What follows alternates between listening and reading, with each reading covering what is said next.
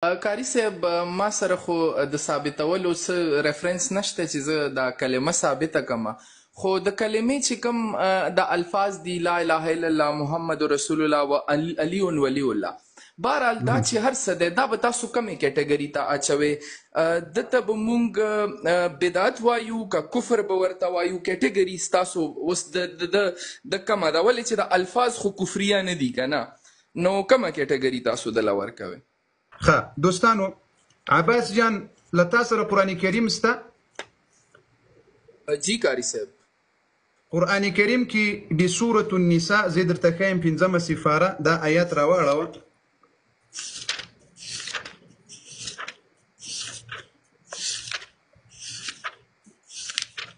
زه د ټول عمر دپاره یو شی په قرآن کې درته وښیم، هېڅ عمر به بیا تا ته څه شی مشکل نه درته پیدا کېږي. ښه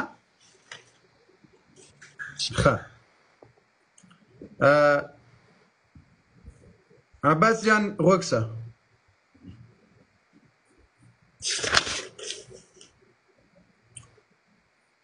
عباس اوري؟ جی متوجه یم کاری صاحب محترم. 9:50 ته په اردو کې څه شی وایي؟ 9:50 ته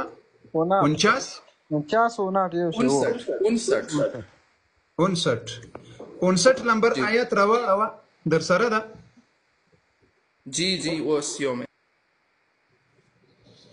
مولانا عبدالعزیز صاحب لکه چې راغلی د هغه ما مخکې هلته راته ښکاره سول که یې راغلی وي راپورته یې کړ. او دوستانو نه یو ځای خالي ده، یو ځای خالي ده. عباس جان چې کله له ما سره خبرو ته متوجه سوې بیا زه تا سره خبرې کوم، یعنې دلته دې موږ ته دغه نه ښکاري، یعنې ته مصروفه یې نه؟ جی هغه قرآن مې آنلاین راړولو روا مې ډولو کاری صاحب. ها پیدا دې کړل نو 50 نمبر آیات او 59 یادوي کنه او که 49 59 ٹھیک ده 59 باندې یم. جی کاری صاحب محترم. یا ایها الذین آمنوا ایدی ایمان والاو اطیعوا الله دی الله حکم ومنی و اطیعوا الرسول او دی رسول الله حکم ومنی و اولی الامر منکم او تاسو دی خپلو امراو حکم ومنی.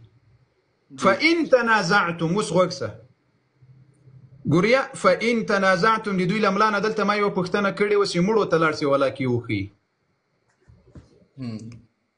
دلته یو پښتنه دا بیا د تاسو ته خیمه.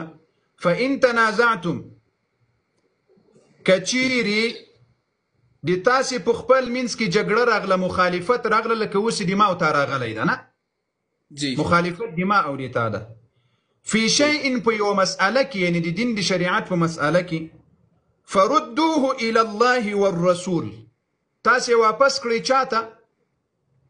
الله او د الله رسول ته. اولی الامر ترې نه وایستل که نه؟ جی بالکل. ځکه دلته پیروي مطلق دی الله او د الله د رسول ده، د اولی الامر دا مطلق نه ده.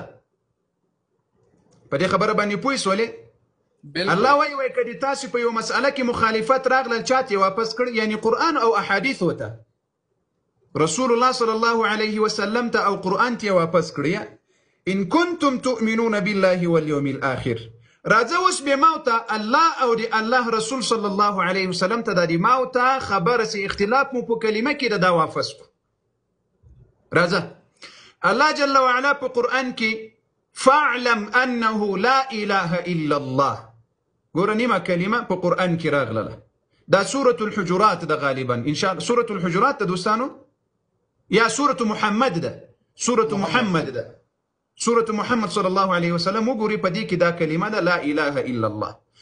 او دغه سورة محمد په خوا کې سورة الفتح ده، په سورة الفتح کې محمد رسول الله دا کلمه اوس په قرآن کې ثابته سو.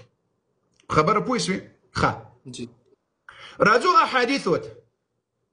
رسول الله صلی الله علیه وسلم وایي په بخاري او مسلم په نورو ابو داود او نسائی او ابن ماجه کې دا روایتونه شته.